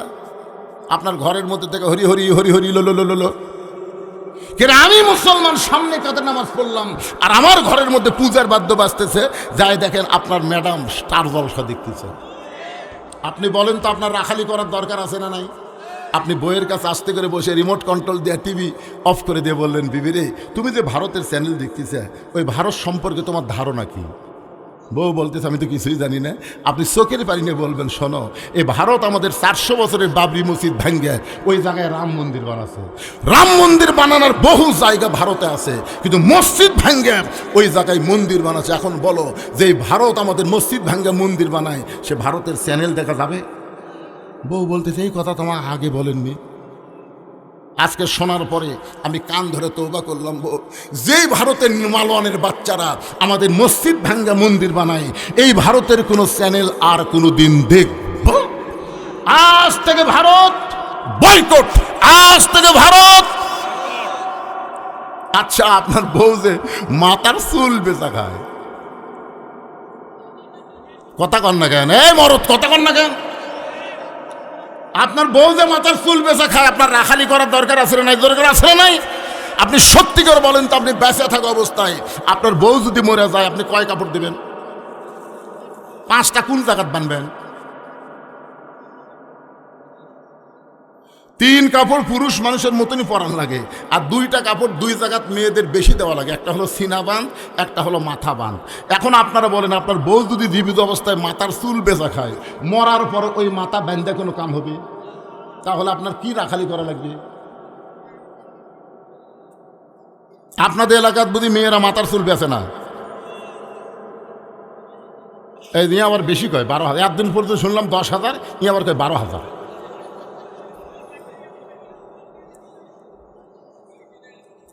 চিন্তা করেন, আপনার বাড়িতে একটা 17 বছরের মেয়ে আছে, এই মেয়েটার উপর আপনার রাখালি করার দরকার আছে না নাই? আল্লাহ নবী ফাতেমার ঘরের মধ্যে ঢেকে দেখেন, ফাতেমা তখন 9 বছরের মেয়ে। ধরে কোন কয় বছর? 9 বছরের মেয়ে, হাতের মধ্যে চুরি দিয়ে মুস্কি মুস্কি হাসতেছে। 9 বছরের একটা ছোট্ট মেয়ে হাতের মধ্যে চুরি দিয়ে মুস্কি মুস্কি হাসে। আল্লাহ নবী আর ঘরের মধ্যে ঢুকলেন না, নবী বাহিরে আসলেন। ফাতেমা চমকে গেল, যে বাবা ঘরের মধ্যে ঢুকে আমাকে মা মা বলে আদর করে, আর সেই বাবা ঘরে না ঢুকে কি করে? বারান্দায় গিয়ে দেখে নবীর 2 চোখ দিয়ে দর দর করে পানি পড়তেছে। ফাতেমা হাঁটু গেড়ে বসে বাবার সামনে বললেন, বাবা আপনি এইভাবে কেন কাঁদতেছেন? রাসূল বলে, ফাতেমা যে দুনিয়াতে সাজবে মা, আল্লাহ তার আখিরাতের সাজ কমায়া দিবে। শুধু এতটুকু কথা বলার সঙ্গে সঙ্গে ফাতেমা হাতের দূরে চুরি খুলে মাটি ফাইলা দেয়। নবী দৌড়ে গিয়ে চুরি 2টা করে যখন পকেটের মধ্যে ঢুকায়, ফাতেমা বলে, বাবা যেই চুরি হাতে দেওয়ার কারণে আপনি ঘরে ঢুকলেন না, আপনি বারান্দায় কাঁদতেছিলেন, সেই চুরি ফাইলা দিলাম, আপনি পকেটের মধ্যে কেন ঢুকালেন? রাসূল বলে, ফাতেমা রে আয় আয়, তুই আমার কাছে আয়। 9 বছরের মেয়ে কাতে নিয়ে আল্লাহ নবী হাতে একটা চুমু দিয়ে বললেন, ফাতেমা একদিন তোর নাকে নাক ফুল পরায় দিব, একদিন তোর কানে কানের দুল পরায় দিব, একদিন তোর গলাত মালা পরায় দিব। ফাতেমা বললেন, কবে কবে? আল্লাহ নবী বললেন, যেদিন তোমার বিবাহ হবে। ও ফাতেমা, মেয়েরা কেবলমাত্র এক ব্যক্তির জন্য সাজতে পারবে, সেই ব্যক্তি হলো তার স্বামী। আপনি কোনোদিন আপনার মেয়েকে বুঝাইছেন? আপনার মেয়েদের হাইল পরে কিলকিল করে গোটা পাড়া ঘুরতেছে, আর এই গ্রামের যুবকেরা খালি মিস কল মারতেছে। এই কথা বলে, এই যুবকেরা কথা বল না কেন? প্রত্যেকটা বাবা বিয়ে দেওয়ার আগ পর্যন্ত তার নিজের মেয়েদের উপর রাখালি করার দরকার আছে না নাই? আপনার 22 বছরের ছেলে, 22 বছরের ছেলে কি করতেছে? আপনি তো একলা একলা ফজরের নামাজ সামনে কাতারে পড়তেছেন। বেটার খবর কি? বেটার খবর কি? আপনি নামাজ পড়েন, এই ঠান্ডার মধ্যে উজু করে আপনি বাপ নামাজ পড়েন, আর বেটা ল্যাবের মধ্যে ঘুম পাড়ে। আপনি মনে করছেন যে আমি বাবা জান্নাতে যাবো? এত সহজ না। বেটাকে সঙ্গে করে নামাজে নিয়ে যাওয়া লাগবে, 7 বছর থেকে নামাজের তালিম দেওয়া লাগবে, 10 বছর থেকে মারিয়া পিঠে মসজিদে নিয়ে যাওয়া লাগবে। হুকুম কার? আরো জোরে বলেন। আপনার ছেলের ওপর রাখালি করছেন? আজকে যদি আপনার ছেলের ওপর রাখালি করতেন, ওসমান গনি মুচকি মুচকি হাসতেছে, কিছুক্ষণ পরে বসে বলতেছে, ভাইজান কোনোদিন আপনাকে সামনে কাতারে দেখি নাই, আজকে দেখতেছি প্রথম সামনে কাতারে, আপনার নিয়ত কি? রাখাল বলতেছে, আমি বারান্দায় নামাজ পড়ি। আমি বারান্দায় নামাজ পড়ে আজকে সামনে কাতার আসার কারণ হলো শুধুমাত্র এক নজর দেখার জন্যে। আমার সারা জীবনের সাধনা আমি একটা নজর দেখতে চাই। আজকে দেখা হলে আমি কষ্ট করে এই জায়গাতে আর কোনোদিনও আসবো না ভাই। ওসমান গনি বলতেছে, ভাইজান আজকে আপনার দেখা হবি, তার গ্যারান্টি কি? রাখাল বলতেছে, গ্যারান্টি মানে আমার চোখ ভালো তো। ওসমান গনি বলতেছে, ভাইজান আমি কয়েক বছর হলে সামনে কাতার নামাজ পড়ি, এখন পর্যন্ত আমার ভাগ্যে দেখা হয়নি। ওসমান গনি যাকে দেখার জন্য সামনে কাতার নামাজ পড়ে তিনি হলেন নামাজের মালিক আল্লাহ, জোরে খান সুবহানাল্লাহ। আর রাখাল যাকে দেখার জন্য সামনে কাতারে আইছে তিনি কে? উমর না, তিনি হলেন আল্লাহ ওয়ালা। তিনি কি? আল্লাহর সাথে যার সম্পর্ক তিনি তো আল্লাহওয়ালা, বাগুনওয়ালা, তরকারিওয়ালা, কাপড়ওয়ালা, মাছওয়ালা, আল্লাহওয়ালা। রাখাল বলতেছে, এত বছর হলে সামনে কাতার নামাজ পড়ে এখন পর্যন্ত তোমার দেখা হলো না, আমার দিকে একবার তাকাও তো। ওসমান গনি যে রাখালের দিকে তাকাইছে, রাখাল লোকলে চোখের কাছে যায়, তো তোমার চোখ তো ঠিকই আছে, এত বছর হলে পড়তেছে এখন পর্যন্ত দেখবার পাওনি, তাহলে এক কাম করো। ওসমান গনি বলে, কি কাম ভাই? বলে, আমার হাত ধরো, আমার হাত ধরো, আমি নিজেও দেখবো তোমাকেও দেখায় দেব। যে রাখাল বলেছে আমার হাত ধরো, আমি নিজেও দেখবো তোমাকেও দেখায় দেবে। এমন সময় আল্লাহর কোরআন ওসমান গনির সামনে এসে বলতেছে, ইয়া আইয়ুহাল্লাযীনা আমানুত্তাকুল্লাহা ওয়া কুনু মা'আস সাদিকিন। আয়াতের বাংলা অর্থ হলো, তোমরা ইমানদারের আল্লাহর ভয় যদি কলিজার মধ্যে রাখতে চাও তাহলে সত্যবাদীদের তোমরা সাথী হও। আপনার বলেন যে সত্যবাদী কারা? আল্লাহর কোরআনের কথা বলে যারা, কোরআন অনুযায়ী চলবার চাই যারা, তারাই সত্যবাদী। বাপ দাদার কিচ্ছা কাহিনী করলে ওরা সত্যবাদী? কথা কন না কেন ভাইজান? এই কোরআন শরীফ তেলাওয়াত করার পরে হাফেজ বাচ্চারা কি শেষে কি বলে? সাদাকাল্লাহুল আলিয়ুল আযীম। তার মানে কি আল্লাহর কথার উপরে কোনো সত্য কথা আছে? ওসমান গনির সামনে আল্লাহর কোরআন বলতেছে, জীবনে তোমার নিজের যোগ্যতায় আল্লাহরে দেখতে পাও নাই, আজকে এমন একজন আল্লাহওয়ালা পাইছো যে নিজেও দেখবে এবং তোমাকেও দেখায় দেবে। ওসমান গনি মহব্বত করে লোকটার ডান হাত ধরলেন, ধরে কান সুবহানাল্লাহ। আর বারবারে বলতেছেন, আল্লাহ নিজের যোগ্যতায় তোমাকে পাইনি দেখতে, আজকে এমন একজন আল্লাহওয়ালা পাইছি আল্লাহ যে নিজেও দেখবে এবং আমাকেও দেখায় দেবে। এখন বলেন তো, যে ওসমান গনি রাখালের হাতটা ধরে বসে আছে সেই ওসমান গনিটা কে? সে ওসমান গনির সম্পর্কে আল্লাহ নবী বলেন, একদিন নবী ওসমানকে বললেন, ওসমান আল্লাহ তোমাকে কত সম্পদ দিছে, তোমার কি তার হিসাব আছে? ওসমান গনি বলে, ইয়া রাসূলুল্লাহ, যেদিন থেকে সামর্থ্যবানের উপরে যাকাত ফরজ হয়ে গেছে সেদিন থেকে তো সম্পদের হিসাব রাখাই লাগবে। রাসূল বললেন, তাহলে তোমার হিসাবের নমুনা ঠিক? ওসমান গনি বলতেছে, ইয়া রাসূলুল্লাহ, আল্লাহ আমাকে যত সম্পদ দিছে এই সম্পদগুলো যদি আমি গুদামের মধ্যে রাখি, ওই গুদামে তালা দিয়ে ওই গুদামের চাবি টানতে একটা উট হিমশিম খায়। সুবহানাল্লাহ বললেন না? বুঝবার পারেননি? আল্লাহ আমাকে যত সম্পদ দিছে এই সম্পদ গুদামে রেখে ওই গুদামে তালা দিয়া ওই তালার চাবি টানতে একটা উট হিমশিম খায়। নবী বললেন, ওসমান আল্লাহ যদি তোমার সমস্ত সম্পদ ফেরত চায় তুমি কি আল্লাহ দিবা? যেই বলছে ওসমান আল্লাহ যদি সমস্ত সম্পদ ফেরত চাই তুমি কি আল্লাহ দিবা, বলা মাত্রই ওসমান গনি মারছে দৌড়। যেই দৌড় মারছে সাহাবীরা বলে, ইয়া রাসূলুল্লাহ, ওসমান গনি কেন দৌড় মারলেন? রাসূল বললেন, আজগুবি কোনো কথা বলো না, দেখা যাক ওসমান কি করে। কিছুক্ষণ পরে সমস্ত সাহাবী নবী তাকায় দেখে ওসমান গনি চাবি বহনকারী উটটাকে ধরে ধরে নবীর কাছে নিয়ে এসে বললেন, ইয়া রাসূলুল্লাহ, গুদামে যত মাল আছে গুদাম সহ তালা সহ এবং তালার চাবি বহনকারী উটটাও পর্যন্ত আমি আল্লাহকে দিয়া দিলাম। নবী বলে, ওসমান সবই যদি আল্লাহকে দিলে তোমার সঙ্গে কি রাখলে, তোমার জন্য কি রাখলো? ওসমান গনি বলে, ইয়া রাসূলুল্লাহ, ঈমান গ্রহণ করার পরে আমার ঈমান আমাকে বলেছে আল্লাহ নবী থাকলে আর তার কোনো কিছু দরকার নাই। ভাইজান, সে ওসমান গনি রাখালের হাতটা ধরে বসে আছে, মনে আছে না ভুলে গেছেন? কিছুক্ষণ পরে যখন জামাতের সময় হলো, জামাতের যখন সময় হয়েছে, এমন সময় মুয়াজ্জিন আকামাত শুরু করেছে। যে আকামাত শুরু করেছেন রাখাল ওসমান গনি দুইজন দাঁড়াইছে। ওসমান গনি রাখালের হাতটা ধরে আছে দেখার জন্য। রাখাল নিজেও দেখবে এবং তাকেও দেখায় দিবে, কিন্তু যে আকামাত শুরু হয়ে গেছে এমন সময় হযরত ওমর মেহরাবের মধ্যে ঢুকতেছে। এখন হয়তো আপনারা বলবেন, হুজুর উমর কোন দিক দিয়ে মেহরাবে ঢুকলো? আল্লাহর কোরআন যখন চালু হবে তখন প্রত্যেকটা ইমাম মানি নেতা দরজা দিয়ে ঢোকার কোনো সুযোগ নাই। ওই যে মেহরাব আছে, মেহরাব থেকে ছোট্ট একটা দরজা থাকবে, ওই দরজা দিয়ে ইমাম মেহরাবের মধ্যে ঢুকবে। যেই হযরত ওমর মেহরাবের মধ্যে ঢুকেছে, ওসমান গনি রাখালের হাতটা ধরে আছে, আর রাখাল বাম হাতে খেলি ই তহমাক করলো। উমরক যদি দেখবার যাও তো সামনে কাতার যাও। তা আমি উমরকে দেখার জন্য বারান্দার থেকে সামনে কাতারে আসলাম, আসে দেখি এই তো যেই মুয়াজ্জিন বলেছেন কতকামাতিস সালাম কতকামাতিস সালাম, সঙ্গে সঙ্গে রাখাল আল্লাহু আকবার। রাখাল যেই মাত্র আল্লাহু আকবার কইছে, ওসমান গনি রাখালের হাতটা ছাড়া দিয়ে বলতেছে, ভাইজান ইমাম সাহেব ভুল করলে মানুষ লোকমা দেয়, এখন পর্যন্ত আকামতি শেষ হয় নাই আর আপনি আল্লাহু আকবার লোকমা দিলেন। রাখাল বলতেছে, এই জন্যই তো তুই কানা, এই জন্যই এত বছর হলে সামনে কাতারে নামাজ পড়িস, এখন পর্যন্ত দেখবার পাস না। পাগল রে, আমি কি জন্য লোকমা দিলাম তুই কি জানিস?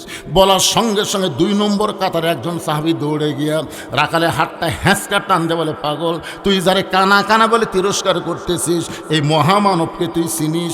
রাখাল বলতেছে, ভাইজান আমি বারান্দায় নামাজ পড়ি, আমি ভিতরের কাউরে চিনি না। সাহাবী কান্দার, পাগল রে, তুই যারে কানা কানা বলে তিরস্কার করলি সে আল্লাহর নবীর ডবল জামাই ওসমান গনি। রাখাল বলতেছে, এই জন্যই তো আমি বারান্দার নামাজ পড়ি, এই জন্যে ভিতরে ঢোকার সাহস পাই না, কারণ ভিতর নবীর দামি দামি সাহাবী, এই দামি দামির মধ্যে আমি রাখালকে আমনে ঢুকবো। কিন্তু ওই পথিক আমার সর্বনাশ করছে। ওমর ফারুকের দিকে আঙ্গুল তুলে বলতেছে, ওই পথিক আমার সর্বনাশ করেছে। ওই পথিক আমারে কইছে, ওমরকে যদি দেখবার চাও তাহলে সামনে কাতারে নামাজ পড়বে, মেহরাবের দিকে তাকায় দেখবা, যেই মানুষটা ইমামতি করবে সেই মানুষটি হযরত ওমর। আমার সারা জীবনের সাধনা একটা বার শুধু হযরত ওমরকে আমি দেখতে চাই, শুধুমাত্র উমরকে দেখতেছে। ওই প্রতীককেই যদি মেহরাবের মধ্যে দেখতে পাই, এখন তোমরাই বলো তো, আমার লোকমা দেওয়া ছাড়া তো উপায় নাই। আমি আল্লাহু আকবার লোকমা দিয়া ওই প্রতীককে মেহরাব থেকে সরাই দিব, ওই জায়গায় হযরত উমরকে আমি এক নজর দেখতে চাই। সঙ্গে সঙ্গে হাজার হাজার মুসল্লি কান্না শুরু করেছে। রাখাল চিল্লায় বলে, আল্লাহ, বারান্দায় নামাজ পড়া ভালো, এই ভিতরে কেন কান্দা কান্দি শুরু হয়ে গেল? সাহাবী বলে, ওসমান গনি বলতেছে, ভাইজান ভিতরে কান্দা কান্দি শুরু হওয়ার কারণ হলো তুমি যারে পথিক পথিক বলতেছো তিনি হলেন হযরত ওমর। গাছের গোড়া কাটলে গাছটা যেমন পড়ে যায়, রাখাল মেহরাবের মধ্যে পড়ে গিয়ে কাটা মুরগির মতন ছটফট করে বলতেছে, আমির আল মুমিনিন, আমি আপনাকে তওবা পড়াইছি, আমি আপনারে মুনাফিক কইছি, আমি আপনারে ভণ্ড কইছি, এত কথা বলেছি গো আমির অধম রাখালকে, আপনি কিছুই বলেন নাই। সঙ্গে সঙ্গে সমস্ত সাহাবীরা চিল্লায় বলে, কে রে, কারে তওবা পড়াইছে, কারে মুনাফিক কইছে, কারে ভণ্ড কইছে, কে রে, কোন দিক দিয়ে মসজিদের মধ্যে ঢুকলো? সমস্ত সাহাবীরা যখন চিল্লা চিল্লি শুরু করেছে, এমন সময় হযরত ওমর আল্লাহর কোরআন থেকে তেলাওয়াত করতেছেন, আতিউল্লাহ ওয়া আতিউর রাসূল ওয়া উলিল আমরি মিনকুম।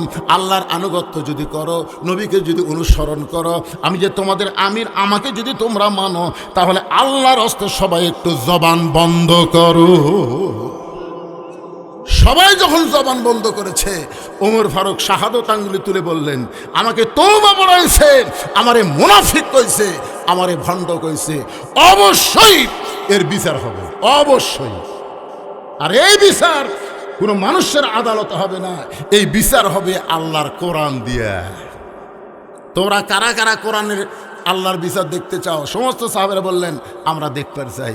ওমর ফারুক বললেন, এই বিচারটা দেখবার গেলে আগে নামাজ, কারণ আকামত যখন হয়ে গেছে তখন আগে বিচার না আগে নামাজ। এই কথা কোন, আগে বিচার না আগে নামাজ?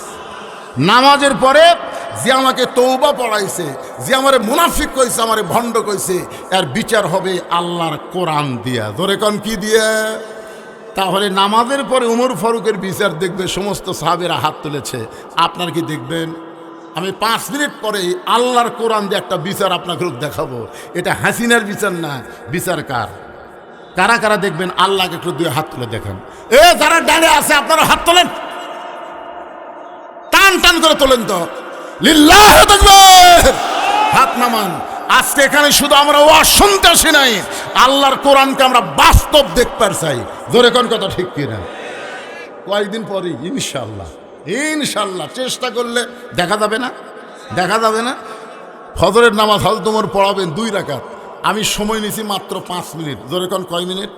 এই 5 মিনিটের জন্য আল্লাহর কোরআনকে ভালোবেসে আপনাদের কাছে মাহফিল কমিটির ছেলেরা ব্যাগ নিয়ে যাবে। আল্লাহর হস্তেই কোরআনকে ভালোবেসে 100, 500, 1000, 200, 10, 20, 50 যিনি যা পারবেন মন খুলে দান করবেন। সবাই মনে করবেন হতে পারে আমার জীবনের শেষ দান, শেষ দান মনে করে আপনারা যদি দেন। ব্যাগ না ভিতরে ঢোকো বাবা, ভিতরে ঢোকো, ব্যাগ না ঢোকো। কেউ যদি মনে করে হুজুর ব্যাগের মধ্যে আমি 500, 1000 দেবো না, একটু আপনার হাতে দিবার চাই, এখানে অনেক অতিথি আছে, তাদের কাছে ব্যাগ লেখা হবে না তো।